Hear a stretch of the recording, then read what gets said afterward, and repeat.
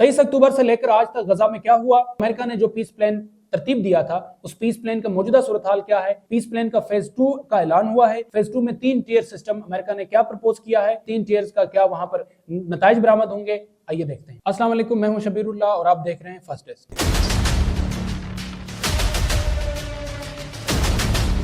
आज हम बात करेंगे गजा के ऊपर, जो वेनेजुएला क्राइसिस और उसके बाद ईरान का मसला और अब जाकर ग्रीनलैंड का मसला, इन तमाम मसाइल की वजह से पस पुश डाला गया है और इंटरनेशनल न्यूज़ का वो आजकल हेडलाइन नहीं बन रहा। लेकिन अब जो फेज़ 2 स्टार्ट हुआ है उसकी वजह से दोबारा गजा जो है वो मेन हेडलाइंस में आया है और ये फेज़ 2 क्या है इसके ऊपर आज हम बात करेंगे। इसके अलावा वहाँ पर जो नया बोर्ड बना है उसकी क्या कंपोजिशन है और उसके क्या नताइज बरामद होंगे, इस पर आज हम तफसील से देखेंगे। 7 अक्टूबर 2023 के बाद इसराइल ने जब फ़लस्तीन के ऊपर अपनी जंग मसलत की, वहाँ पर जेनोसाइड मसलत किया, तो उसके नतीजे में अब तक तकरीबन 75,000 लोग शहीद हुए हैं और तकरीबन 1,80,000 के लगभग जख्मी हैं। इसके अलावा वहाँ पर बिल्डिंग से लेकर इंफ्रास्ट्रक्चर तक पूरा गजा जो है, पूरा जो एनक्लेव है वो मुकम्मल तौर पर तबाह हाल है। ये यूएन की अपनी रिपोर्ट्स हैं कि 80 से 90% वहाँ का जो गजा का ज़मीनी सूरत हाल है वो सारा ख़राब हो चुका है। गजा के मामले के ऊपर ये जो इंसानी अलमिया है, यूएन भी कुछ नहीं कर सका, इंटरनेशनल कोर्ट्स भी कुछ नहीं कर सके। बहरहाल डोनाल्ड ट्रंप ने अक्टूबर 2025 में एक पीस प्लान दिया 20 नुकाती।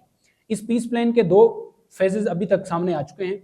फेज़ 1 में क्या हुआ और फेज़ 2 में। जो फेज़ 2 है, जो आज के हमारी वीडियो का मौजू है, जो बहुत इंपॉर्टेंट भी है, इस पर हम बात करेंगे।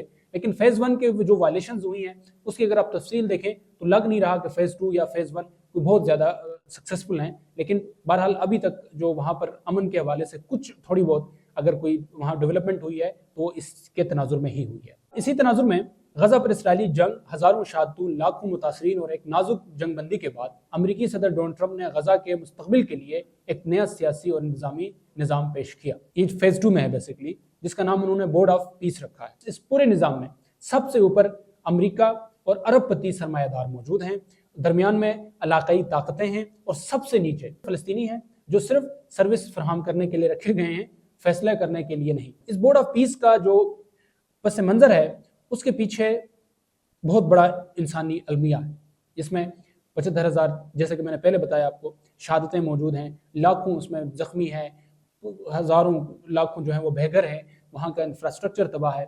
लेकिन बहरहाल 10 अक्टूबर 2025 को जो जंगबंदी का आगाज़ हुआ, इस जंगबंदी के अहदाफ ये थे कि लड़ाई ख़त्म हो, मुकम्मल इंसानी इमदाद आए, वहाँ पर कैदियों का तबादला हो। ये सारा मैं फेज़ 1 बता रहा हूँ और इसराइली फ़ौज जो एक येलो लाइन वहाँ पर खिंचवाई गई है उससे पीछे हट जाए। लेकिन हकीकत इन अहदाफ से कोई मेल नहीं खाती। ऐसा हुआ नहीं जो फेज़ 1 में बताया गया था। अल जज़ीरा और जो गजा गवर्नमेंट की मीडिया ऑफिस हैं उसके मुताबिक 10 अक्टूबर 2025 से, जिस वक्त ये पीस प्लान अनाउंस हुआ था, से लेकर 9 जनवरी 2026 तक, अब यानी इस पूरे अरसे में इजराइल ने 1193 बार जंग बंदी की खिलाफ वर्जी की है, जिसमें आम शहरियों पर फायरिंग के 384 वाक़यात रिपोर्ट हुए, 66 बार येलो लाइन से आगे छापे मारे गए, 551 बार बमबारी या गोलाबारी की गई, 192 बार घरों को मुस्मार किया गया और कम से कम 50 फ़लस्तीनियों को गिरफ्तार किया। इन 97 दिनों में 82 दिन तो हमले होते रहे, सिर्फ 15 दिन ऐसे गुजरे जिसमें वहाँ पर एक मुकम्मल, आप कह सकते हैं कि अमन की सूरत हाल रही।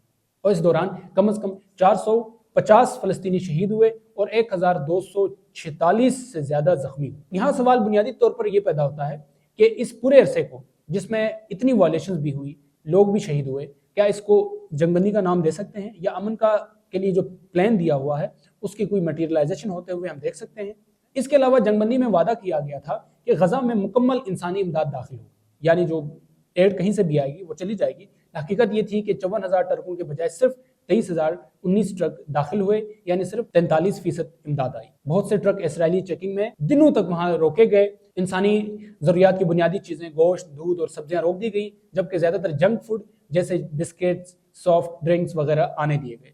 मलबे, सर्दी और भूख में दबे हुए लोग गजायत से भी महरूम रखे गए। ये भी एक पूरा जेनोसाइडल एक्ट है। इसके अलावा जो कैदियों का मामला था वो भी इसमें लिखा हुआ था कि हमास ने 13 अक्टूबर को तमाम 20 जिंदा इजरायली कैदी रहा किए, 28 में से 27 लाशें वापस की और आखिरी लाश मलबे तले होने की वजह से अभी तक वो निकाली नहीं जा सकी है, जिसमें मशीनरी का मुतालबा किया उन्होंने कि हमें मशीनरी दी जाए, वो भी हम कर लेंगे। इजराइल ने 300 से ज़्यादा फ़लस्तीनी लाशें वापस की, जिनमें से कई मसखशुदा थी और उन पर तशद्दुद के निशानात मौजूद थे, जबकि कई लाशों की शिनाख्त मुमकिन ही नहीं हो सकती। इस सब के बावजूद अमेरिका ये कहता रहा कि जंगबंदी कायम है। हालांकि जंगबंदी का मतलब रोज़ बमबारी, शहरियों पर स्नाइपर फायर भूख को हथियार बनाना और दवा और खुराक को रोकना नहीं होता। जंग बंदी का मतलब बंदूकों की खामोशी होती है, लोगों को सुकून होता है और एक तशद्दुद जो है उसको कंट्रोल किया जाता है। इसलिए कहा जा सकता है कि फेज़ 1 जो है वो मुकम्मल तौर पर कामयाब नहीं हुआ, लेकिन फेज़ 2 का ऐलान भी कर दिया गया। 15 से 17 जनवरी 2026 के दरमियान अमेरिकी एलची स्टीव विटकॉफ ने ऐलान किया कि अब जो अमन मुआहदा है, जो पीस प्लान है, वो फेज़ 1 से निकलकर फेज़ 2 में शामिल हो रहा है। अब ये फेज़ 2 क्या है, इसमें कौन कौन सी नई चीज़ें शामिल हो गई हैं, इसको देखते हैं। फेज़ 2 बेसिकली क्या है, तो अब इसके सतून देखें।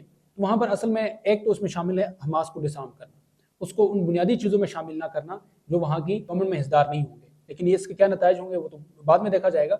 इसके अलावा वहाँ पर टेक्नोक्रेट यानी गैर सियासी हुकूमत होगी और गजा की तामीर न होगी। ये 3 चीज़ें बुनियादी तौर पर वहाँ पर शामिल हैं। इस मकसद के लिए national committee for the administration यानी NCAG बनाई गई, जो 15 टेक्नोक्रेट फ़लस्तीनियों पर मुश्तमिल है। ये वहाँ पर जो रोज़मर्रा के सर्विसेज हैं वो फराहम करेगी, वहाँ पर बहाली की जो जिम्मेदारी है वो पूरी करेगी। इसके चेयरमैन हैं डॉक्टर अली शख्स मुकर्रर किए गए हैं, जो वहाँ के एक मशहूर टेक्नोक्रेट हैं, और ये जो हैं इस कमेटी को लीड करेंगे। अब आते हैं वो जो पीस प्लान का फेज़ 2 में जो बुनियादी तौर पर वहाँ का सेटअप है उसको किस तरह बनाया गया है। इस पूरे निज़ाम में जो 3 टियर सिस्टम बनाया गया है, उसमें पहला जो सबसे ऊपर है, जो सबसे पावरफुल है, वो है बोर्ड ऑफ पीस, जिसके चेयरमैन डोनाल्ड ट्रंप हैं और उनके पास वीटो पावर है।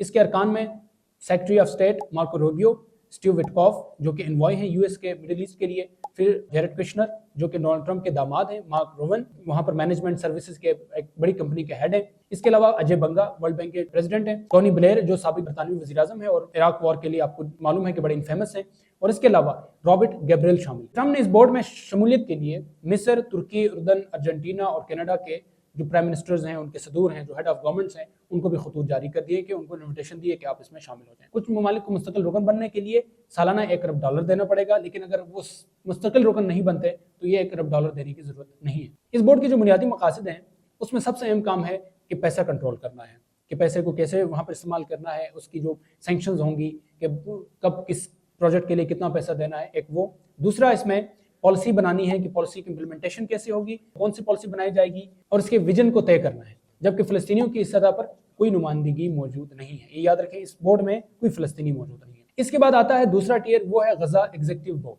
अब मज़े की बात यह है, ये भी बड़ा इंटरेस्टिंग बोर्ड है। इस सतह पर आएँ अगर देखें तो इसमें विटकॉफ मौजूद है, कुशनर इसमें भी मौजूद है जो कि डोनाल्ड ट्रंप के दामाद हैं, जैसे मैंने ऊपर कहा, फिर हाकान फिदान है जो कि टर्किश फॉरेन मिनिस्टर हैं, और अली अल जवादी हैं, हसन रिशाद हैं, इसमें भी टोनी ब्लेयर हैं, इसमें भी मार्क रोवन हैं, और इसके अलावा रेमुल हाशमी हैं, निकोले मिलदिनोफ हैं, याकर गबाई हैं। इस बोर्ड का काम है जो वहाँ पर कम्युनिकेशन के निज़ाम को सेट करना, वहाँ रीजनल कम्युनिकेशंस करना, और फिर उसमें गवर्नेंस के मामले को देखना, और फिर जो एड आएगी उसको वहाँ के जो एडमिनिस्ट्रेटर्स हैं उनके साथ उस एड की कम्युनिकेशन करना कि एड को कहाँ पर इस्तेमाल करना। अब आते हैं तीसरे टियर की तरफ, जो सबसे इस पिरामिड में निचला टियर है, और ये पावर में भी कम है, और इनका फंडिंग के साथ कोई डायरेक्ट रिलेशंस भी नहीं है। अब आते हैं कि इसमें कौन कौन शामिल है। कमेटी के चेयरमैन जैसे कि मैंने पहले कहा था अली शख्स हैं, इसमें मुख्तलिफ शोबों के वज़रा शामिल हैं, जैसे मईशत, ज़राअत, सेहत, रिहाइश, टेलीकम्युनिकेशन और बहुत से समाजी उमूर, और सबसे अहम जो हैं बल्दियात और ख़जाना, इनके वज़रा उसमें शामिल हैं। ये पूरा इन सब ने मिलकर इस निज़ाम को चलाना है। ये जो कमेटी है ये ऊपर से आने वाले ऑर्डर्स और जितने भी अहकामात हैं उनको इम्प्लीमेंट करेगी। पॉलिसी मेकिंग में इनका कोई खास हिस्सा नहीं होगा, जो पॉलिसी मेकिंग होगी वो भी ऊपर से आएगी, इन्होंने उसको मुख्तलिफ तरीके से सिर्फ इम्प्लीमेंट करना है कि कहाँ पे कौन सी चीज़ रखनी है। इस पूरे सिविल ढांचे के साथ एक फौजी ढांचा बनाया गया है जिसको इंटरनेशनल स्टेबलाइजेशन फोर्स कहते हैं। इसको हेड करेंगे अमेरिकन जनरल जेस्पर जेफर्स। लेकिन अब यहाँ पर एक बुनियादी चीज़ ये है कि मुस्लिम दुनिया का इसके ऊपर क्या रिएक्ट रहा है। तो मुस्लिम दुनिया इस वक्त कुछ अपने मसाइल में उलझी हुई है। UAE और सऊदी अरब का मसला आप देख सकते हैं, यमन में वो उलझे हुए हैं। तुर्की को अलबत्ता एक वहाँ पर एज मिला है। आप ये कह सकते हैं कि तुर्की इसको हाँ भी नहीं कह सकती और ना भी नहीं कह सकती। वजह उसकी ये है, बड़ा इंपॉर्टेंट पॉइंट है कि जो इस वक्त सीरिया में चल रहा है वहाँ ये है कि सीरियन गवर्नमेंट ने SDF को अलीपो से 50 किलोमीटर दूर जहाँ पर उनके इलाके थे उससे भी पीछे हटा दिया है, और SDF ने विड्रॉ करने का खुद ऐलान भी किया था। लेकिन इस पर आप देखें कि अमेरिका का कोई बहुत बड़ा रिएक्शन नहीं आया, जबकि तुर्किया ने भी सीरिया के साथ इस पूरे मामले में सपोर्ट करने का ऐलान किया है। इसकी वजह यह है कि SDF बेसिकली उन कुर्दों पर शामिल है जो YPG का हिस्सा भी है, लेकिन इस तरह से नहीं है जिस तरह YPG अपना इंटरेस्ट बताती है, क्योंकि YPG सीरिया में मौजूद, सीरिया के इस पूरे इलाके में मौजूद जो तुर्किश बॉर्डर के साथ है, वहाँ पर मौजूद एक तंजीम है जो कुर्द स्टेट के लिए हमेशा से लड़ती रही है, जिनको तुर्की समेत पूरी दुनिया نے یہ ایک YPG کو ٹیررسٹ آرگنائزیشن ڈکلیئر کیا جن کا تعلق PKK سے تھا. PKK تو اب ڈیزالو ہو چکی ہے, ان کے جو اپنے جتنے بھی ترکی کے خلاف جنگ تھا ان بند کر دی ہے.